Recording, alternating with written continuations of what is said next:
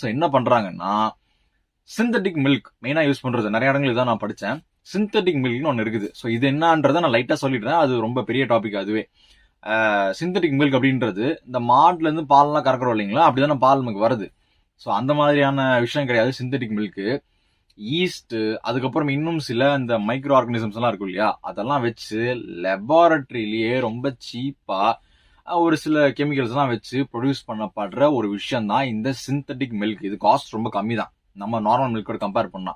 So இந்த milk இதுல கொஞ்சம் ஃபார்மலைனு, அதுக்கப்புறம் வந்து டிட்டர்ஜென்ட்ஸ், அதுக்கப்புறம் காஸ்டிக் சோடான்னு சொல்லிட்டு நிறைய எதெல்லாம் சாப்பிடவே கூடாதோ பேசிக்கா அதெல்லாம் வச்சு முக்கியமா ஸ்டார்ச் அதிக அளவுல அதுதான் அந்த புஷ்டிக்கான இது கொடுக்கும். பன்னீர் எப்படி ஒரு மாதிரி புஃப்னு இருக்கும் இல்லைங்களா, ஸோ அதெல்லாம் அதான் கொடுக்கும்.